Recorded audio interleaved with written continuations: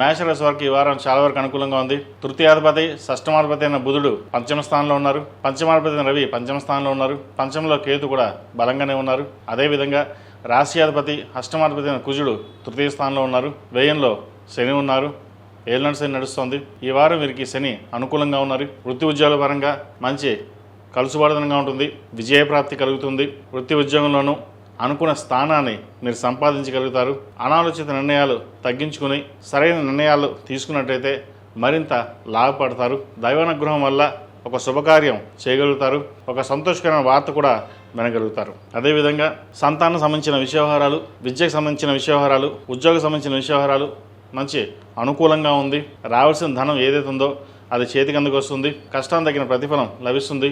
దూర ప్రాంత ప్రయాణాలు కలిసి వస్తాయి. ఏదేమైనప్పటికీ గడిచిన వారం కూడా ఇలాగే బాగుంది. ఈ వారం మరింత బాగుందని చెప్పవచ్చు. ధనాదాయం బాగుంటుంది. అయితే వచ్చిన ధనాన్ని సరైన మార్గంలో సద్వినియోగపరచుకోవాలి. ఆరోగ్యం కూడా కుదుటపడుతుంది. ఏదైనా చిన్న చిన్న ఆరోగ్య సమస్యలు ఉంటే సమస్య పోతాయి. అయితే ప్రతి విషయానికి అధికంగా స్ట్రెస్ తీసుకునే అవకాశం గోచరిస్తుంది. ఎక్కువగా మనసుకు తీసుకుని ఆలోచించడం వల్ల కూడా ఆరోగ్యపరంగా ఇబ్బందులు ఉంటాయి. శారీరకంగా బాగున్నప్పటికీ మానసికంగా ఆలోచన వల్ల ఆరోగ్యం ఇబ్బంది పడే అవకాశం ఉంది. వాటి విషయంలో జాగ్రత్త వహించండి. దూర ప్రాంత ప్రయాణాలు అనుకూలంగా ఉంటుంది. వ్యాపార అభివృద్ధి బాగుంటుంది. ఉద్యోగంలో మంచి స్థానాన్ని సంపాదించుకుంటారు. ప్రభుత్వ రంగంలో ఉన్న వారికి మంచి కలుసుబాటుతనంగా ఉంటుంది. రాజకీయ రంగంలో ఉన్న వారికి, సాఫ్ట్వేర్ రంగంలో ఉన్న వారికి, రియల్ ఎస్టేట్ రంగాల్లో ఉన్న వారికి, కాస్మెటిక్స్, బ్యూటీషియన్, విదేశీ సంబంధించిన కన్సల్టెన్సీ కంపెనీలకు మంచి లాభాలు తెచ్చే విధంగా గ్రహదలు గోచరిస్తుంది. సినీ కళాకారులకు, టెక్నీషియన్స్కి, మెకానికల్ ఇంజనీర్స్కి, చిరుస్థాయి వ్యాపారస్తులకు, ఫాస్ట్ ఫుడ్ సెంటర్స్, చిరు హోటల్స్కి సంబంధించిన వ్యాపారస్తులకు మధ్యస్థ ఫలితాలు గోచరిస్తోంది. ఈ రాశిలో జన్మించిన విద్యార్థులకు కాలం కలిసి వచ్చే విధంగా గ్రహతులు ఉన్నాయి. మంచి అవకాశాలు అందిపుచ్చుకుంటారు. అదేవిధంగా వివాహ సంబంధించిన విషయ వ్యవహారాలు ఏవైతే ఉన్నాయో ఒక సంబంధం చక్కగా కుదురుతుంది.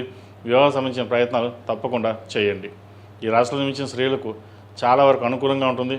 మీరు ఏదైతే కోరుకుంటారో దైవానుగ్రహం వల్ల ఒక శుభకార్యం చేయగలుగుతారు. అదేవిధంగా వృత్తి ఉద్యోగంలో కూడా మీ స్థానాన్ని పదిలిపరుచుకుంటారు.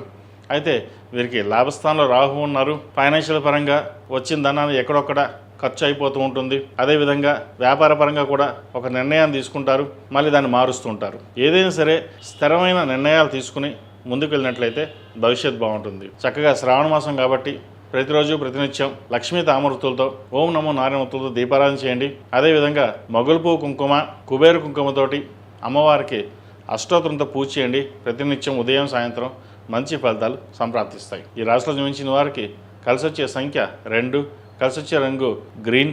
ఏదైనా పని మీద బయటకు మంగళవారం నాడు కానీ గురువారం నాడు కానీ వెళ్ళండి. మంచి ఫలితాలు సంప్రాప్తిస్తాయి. ఈ పూజస్టోర్.in పసుపు కుంకుమ నుంచి దేవత విగ్రహాల దాకా అన్ని రకాల పూజలు, వ్రతాలు, గృహప్రవేశం, హోమాది శుభకార్యాలకు కావలసిన పూజా సామాగ్రి అంతా ఒక్కొక్క క్లిక్ తోనే మీ ఇంటి వద్దనే పొందండి. ఈ పూజస్టోర్.in